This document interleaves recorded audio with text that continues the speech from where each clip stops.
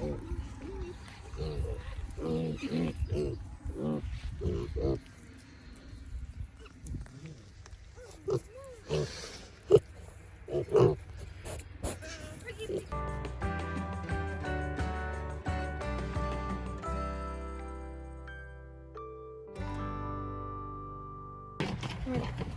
so we got bacon seeds now.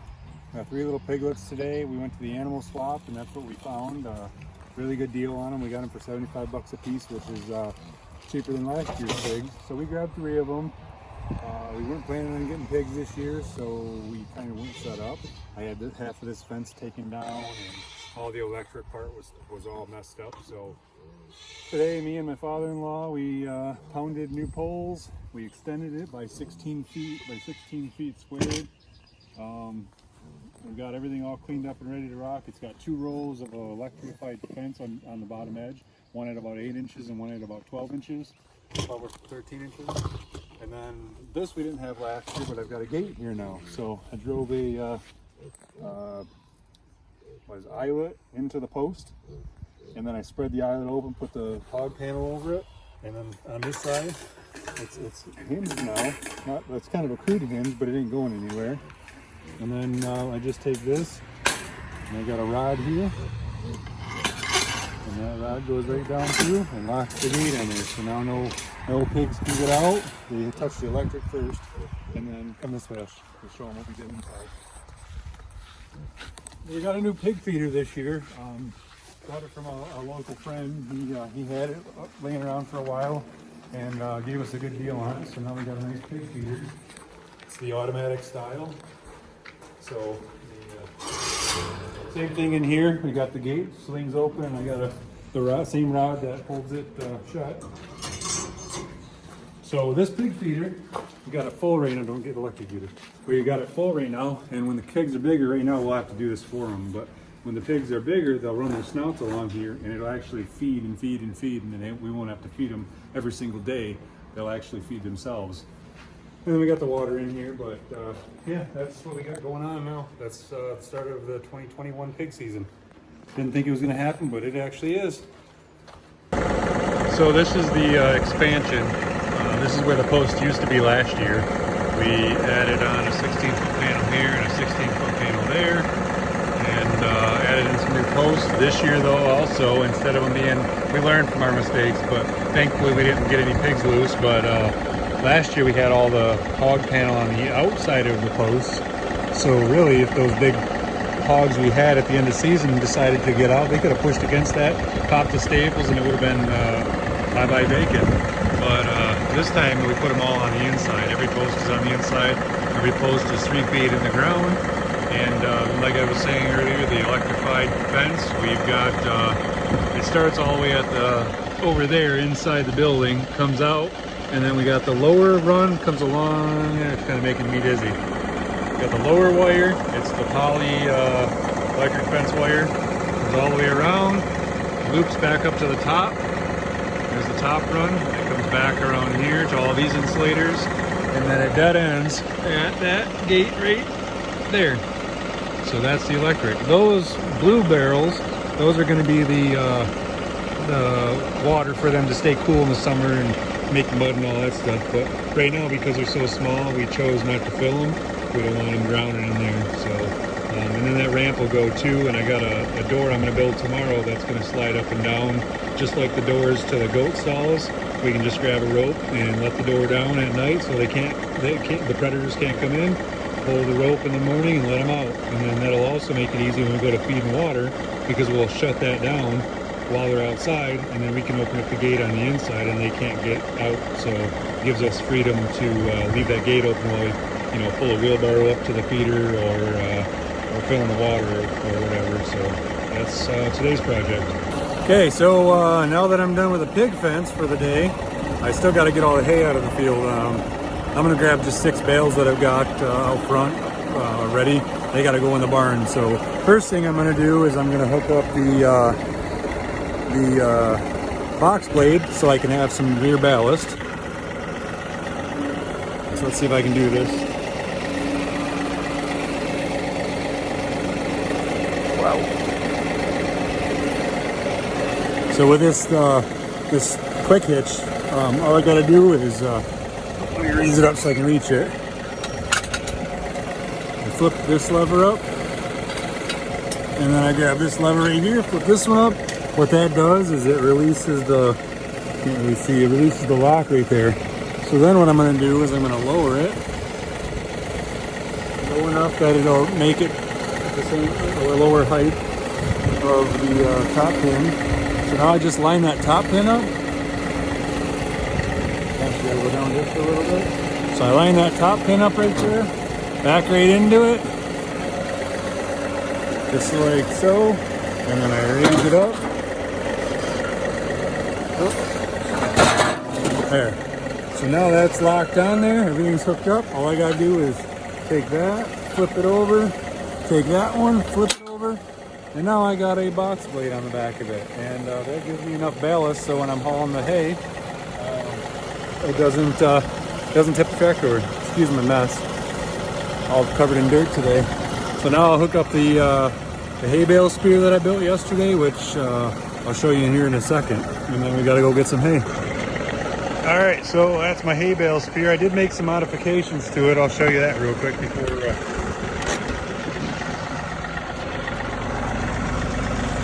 So what I did here was I took my paddle forks, this paddle fork attachment. I showed this in another video, but I welded a 2-inch receiver there in the middle. It's kind of offset so I can, my pin right here, you know, the pin's got to be able to go in there, in order to make it even the shortest pins fit.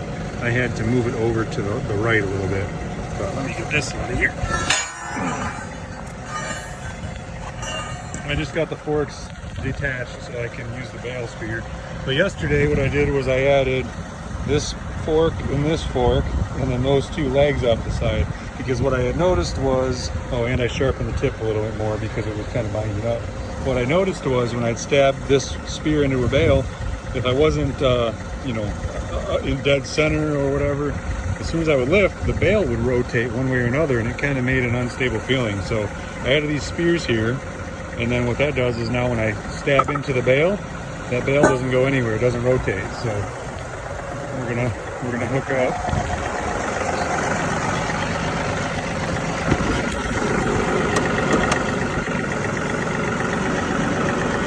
So now I got the box plate on the back. Hook up to the pellet fork attachment, or pellet fork hay spear.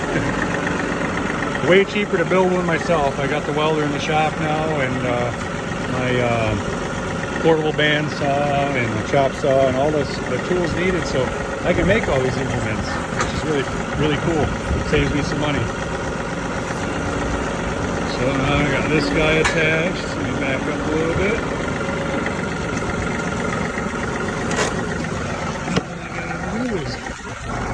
Put my pins in.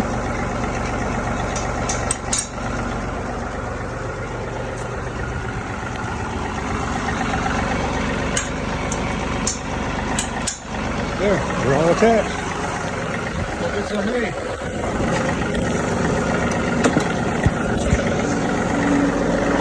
Sorry about the bump and unsteady camera. I'm filming all by myself.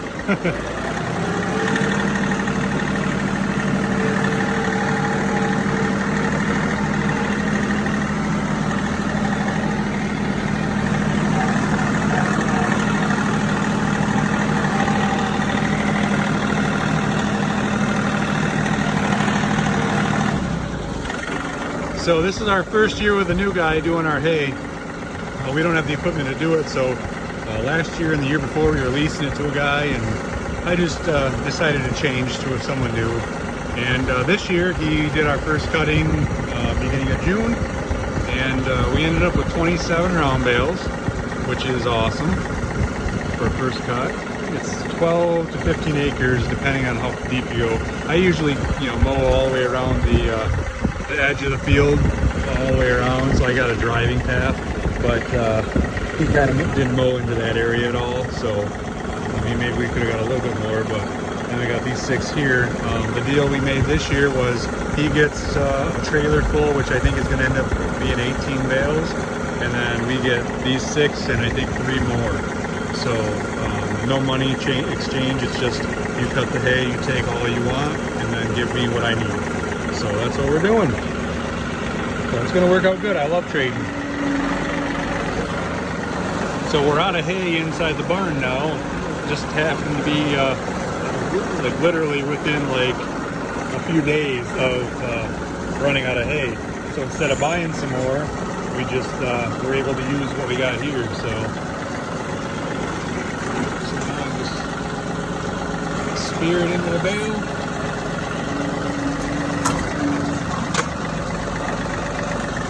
There's my hay bale. And this is a light tractor. It's a 3038, so it's a 38 horse John Deere 3000 series, and it's not really made to do heavy stuff. I think the maximum lift is I don't know, like 1,200 pounds. These bales weigh around 700 pounds, so it's kind of a lot of work for it. It's, you know, maxing out. You got the leverage out past the face of the loader, but I mean it does the job. These are like 700 to 800 pounds a piece. So, you know, even with that weight we got back here in the ballast, and then these tires are loaded, there's 600 pounds a piece of beet juice in them. So even with that, the back end gets a little light. So I just locked it in 4-wheel drive, and that ensures that I'm not spinning and slipping around. And then to be safe, I'm keeping the load low. So that's kind of one of the things you do. Keep your load low, center of gravity low, and the risk of tip over is reduced by a lot. So anyway, like I was saying, it's kind of a lot of work for this little tractor, but it gets the job done. It ain't something you can do, like if I ever had a big farm or something, it ain't something I'd be doing, but it works out for us. So.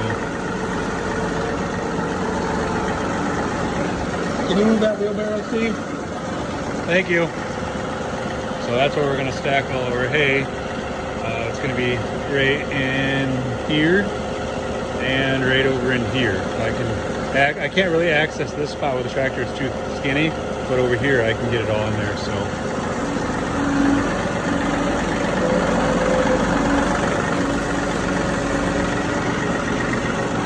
what I'll do is I'll come in here. Look how close this is. This like that.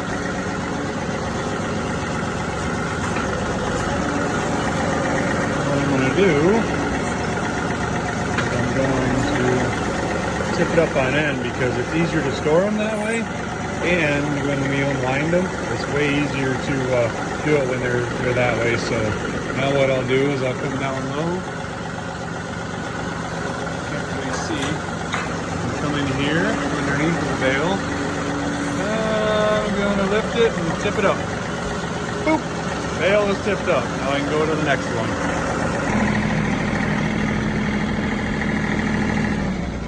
We got Figaro. He's loving the field being cut. Freshly cut and all the mice that he can get. So he's our barn cat. We've got him from our friend Noreen. He was kind of like a free gift when we showed up to a harvest fest, a fall harvest fest last year. So Figaro is now outside. He's been our barn cat, lives out in the barn, thinks he's a goat, sleeps with them all the time. But anyway, since the hay's been cut, he's been coming out here in the field and mousing. The first day it was cut while the hay was still laying, I seen him pouncing. It was pretty cool. But he's been a great cat, takes care of the mice problem around here. So think about putting a cat door into my shop so he can get in and out of there and take care of the mice. I'm seeing a few of them, so. Betty, beautiful Black Betty. There's the compost started from this year. Cleaned out the goat stalls a few times in the spring and then just recently. And I churn it about once a week. And then that stuff over there, this pile right, where's my finger? Right there.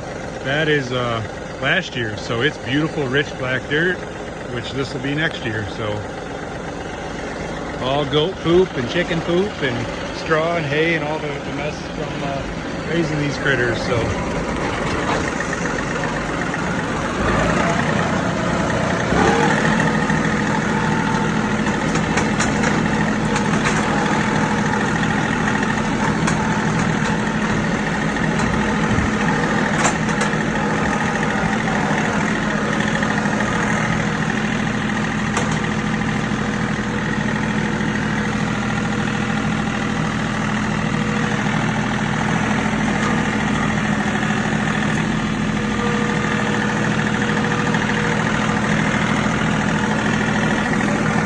have that one a little crooked, but if I didn't have those other spears in there, it'd be spinning like crazy.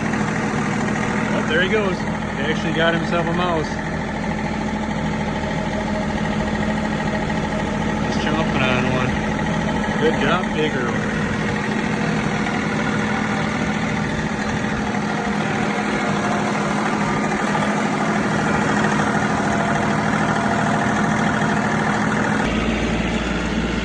Well, I got the 6 bales we got there. So now I'm gonna go out and grab, I'm gonna grab 2 more for the time being. I know he said we'd have 9, but I'm just gonna grab 8 for now. He said he can fit 18 on his trailer, so.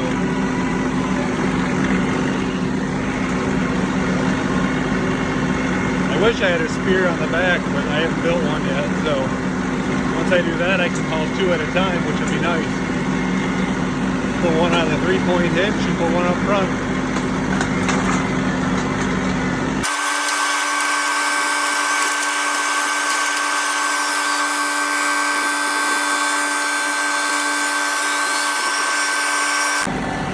So, this is what we get to do.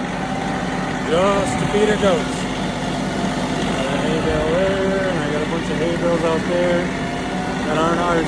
One more is ours, the rest are the farmer that we lease to or allowed to cut. So, yeah, this is our life at the Double D Ranch in the summertime. It's fun. On the weekends, we get to do this kind of stuff, and during the week, we work. So, great fun.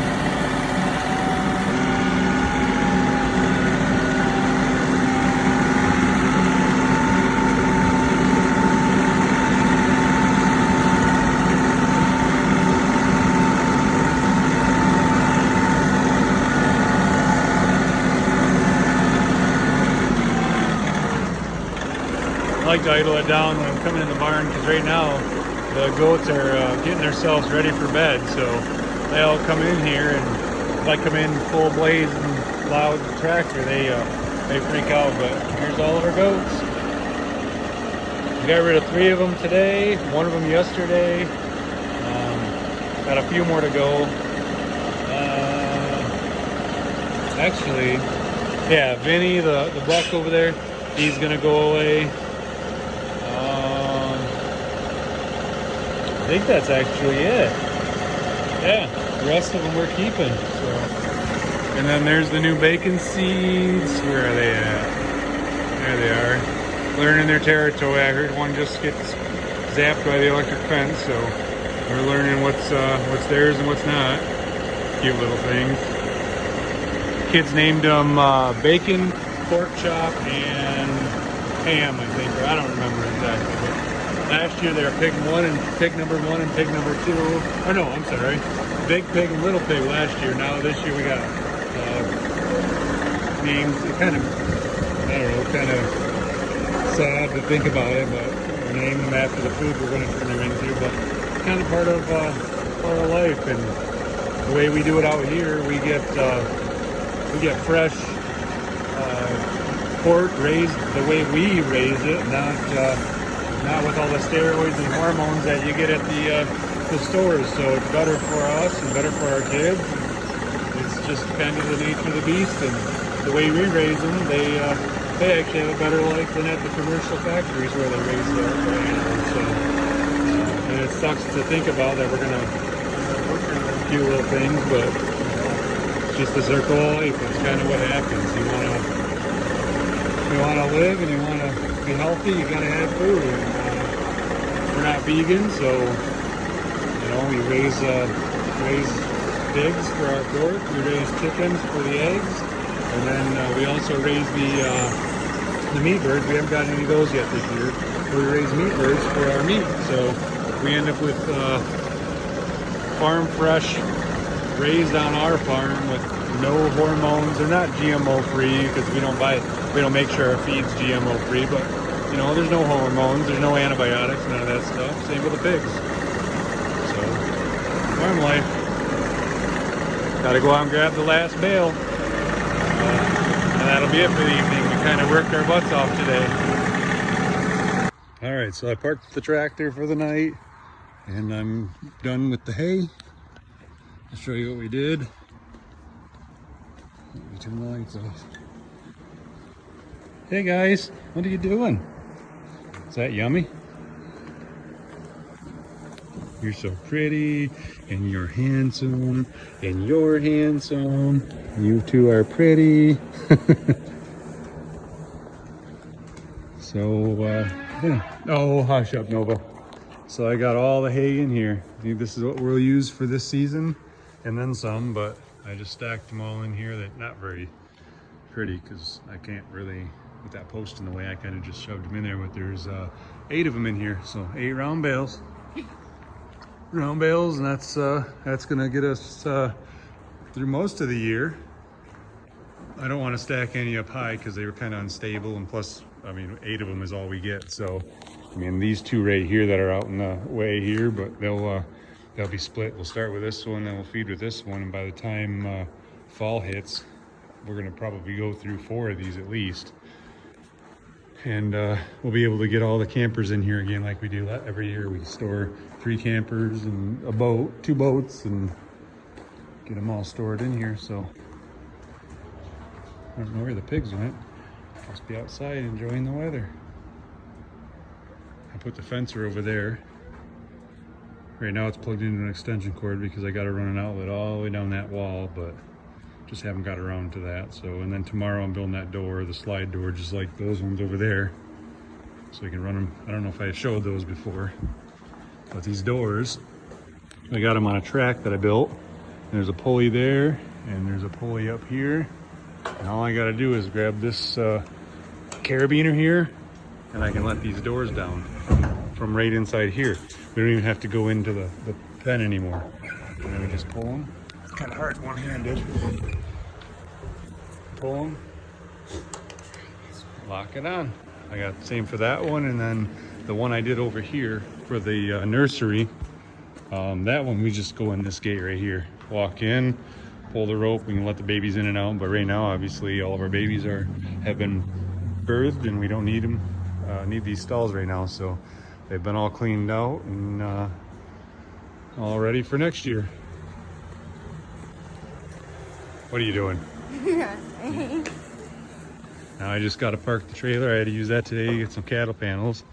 Since they're 16 footers, can't really fit them in the back of the truck. So got to go park the trailer, unhook it, and then park the truck, and then that's it for the night.